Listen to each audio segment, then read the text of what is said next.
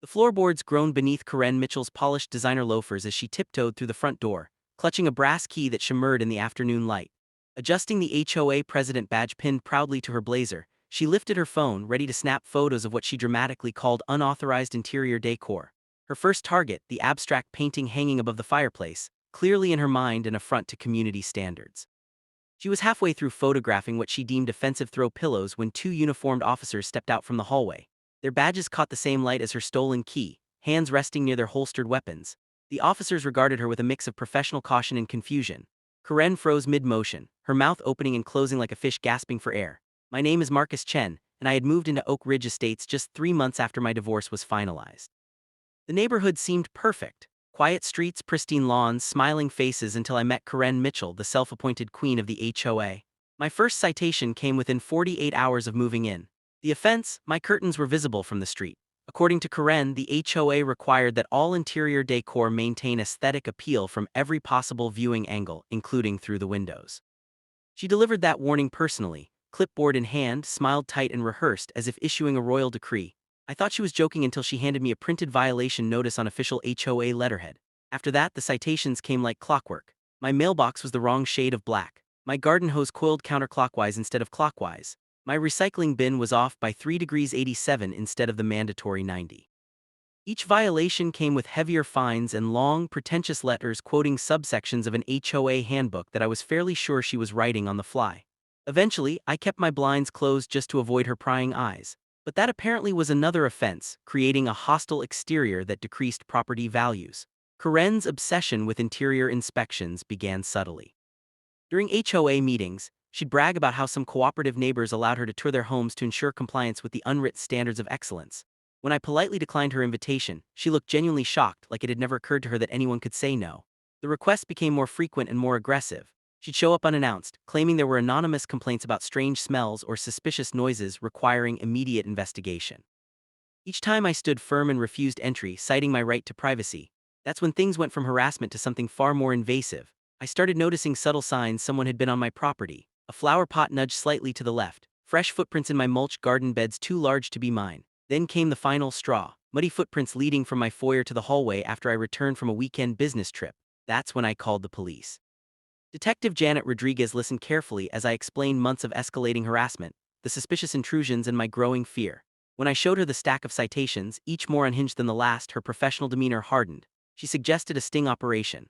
Without concrete proof, she said it would be my word against Karen's. Together, we came up with a plan. Hidden cameras were installed throughout my home. 2 officers would wait inside during the hours I was usually away. I would stick to my normal schedule, giving Karen every reason to think the coast was clear.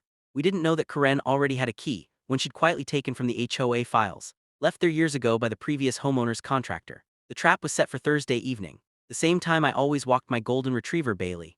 At exactly 6:30 p.m. I made a show of leashing him up and leaving through the front door so any watching eyes would see me go. Officers Maria Gonzalez and James Thompson were already hidden inside, monitoring live feeds on a laptop in my office.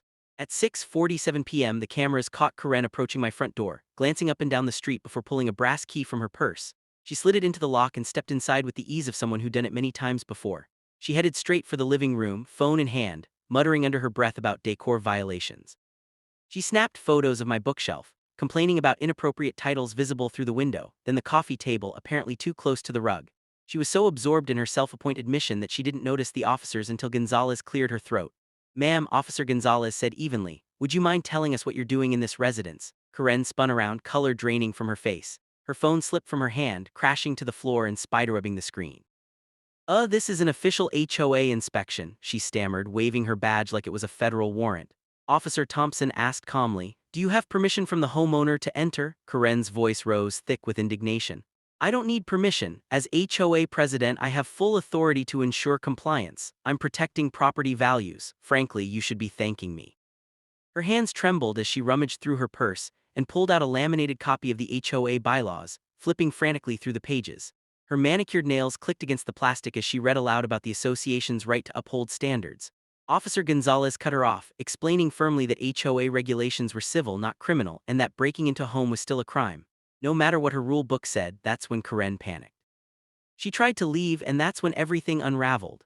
Karen drew herself up, clutching her broken pride like a shield. "I'm done with this harassment," she snapped, turning sharply toward the door. But Officer Thompson stepped smoothly into her path. A flush of red crept up Karen's neck as she demanded to know whether she was being detained. When both officers confirmed that she was, her veneer of calm shattered completely. Her hands trembled as she snatched up her phone, dialing her husband with the speed of panic. "They're harassing me. Unlawful detainment, false imprisonment," she cried loudly, making sure her audience, real or imagined, could hear. Her husband's voice on the speaker began as sympathetic bluster until the officers calmly explained the situation. The silence that followed could have swallowed the room. Officer Gonzalez's voice was firm but steady. "Ma'am, you're being detained for unlawful entry and criminal trespassing," as she reached for her handcuffs. Karen's indignation turned to desperation. "This is a misunderstanding," she pleaded. "I have a key. The HOA bylaws give me full authority to inspect homes." Her voice climbed higher with every sentence, edging toward hysteria. She demanded a supervisor, threatened to have their badges taken, and insisted her brother-in-law, a lawyer of course, would sue the entire department. But no amount of shouting could stop the metallic click of the cuffs closing around her wrists. The walk to the patrol car would become neighborhood legend. Karen's protests echoed down the street as the officers led her away. She alternated between barking legal threats and invoking her HOA authority as though it were diplomatic immunity. Curious neighbors emerged from their houses, drawn by the spectacle. Margaret Ellis, 2 doors down, clapped as Karen passed while Robert Chong stood on his lawn, phone raised, filming every second. Karen tried to hide her face, but her platinum blonde bob and monogram blazer made her impossible to mistake. She hissed about violations of privacy, completely unaware of the irony. At the station, Karen's behavior didn't improve. During booking, she refused to be fingerprinted at first, claiming the ink would ruin her manicure. She demanded a private holding cell, insisting that her position in the community made it inappropriate for her to be kept with common offenders. The booking officer, unimpressed and unmoved, processed her like any other suspect. When she was finally allowed a phone call, Karen didn't call her lawyer brother-in-law. Instead, she tried frantically to reach the mayor's office to report misconduct. Later, the duty sergeant told me she had never seen someone so completely incapable of grasping the seriousness of their situation.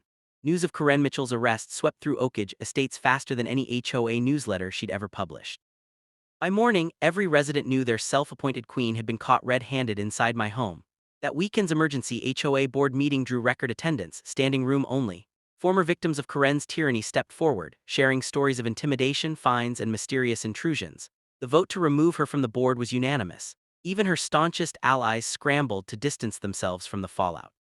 The board quickly passed new policies, including one requiring all HOA-held spare keys to be destroyed or returned to their rightful homeowners. But the scandal didn't end there.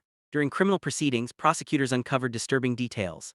Karen had used old HOA keys to enter at least 3 other homes. She had built secret files on residents she considered problematic, complete with interior photos and handwritten notes cataloging supposed violations, both real and imagined. Her attorney negotiated a plea deal to avoid trial, but the damage was irreversible. The court sentenced Karen Mitchell to 2 years of probation, 300 hours of community service, and $10,000 in fines.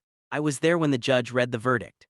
Karen stood rigid, face frozen in disbelief, as though her self-proclaimed authority should have shielded her from the consequences of actual law. The woman who once ruled Oak Ridge Estates with an iron fist was reduced to a cautionary tale about the limits of power. But the evidence presented at the hearing revealed something even darker. Investigators showed photos from her phone, images of dozens of interiors, including private bedrooms and personal spaces. Her home computer contained a detailed filing system ranking residents by their threat level. My file was marked with a red flag. Inside were notes about my divorce, my work hours, even guesses about my finances based on the furniture I'd bought.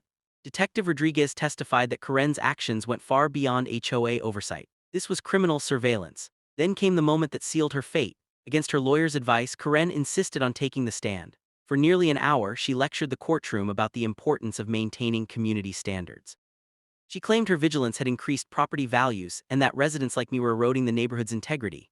When the prosecutor asked bluntly, "Do you believe you have the right to enter any home within your HOA?" Karen answered yes without hesitation. Gasps rippled through the courtroom. As she went on, the judge's expression darkened. Karen compared her HOA badge to a police warrant, claiming her role as president was like being a neighborhood officer of the law. That was the moment everyone knew. Her reign of control, intimidation, and delusion was truly over.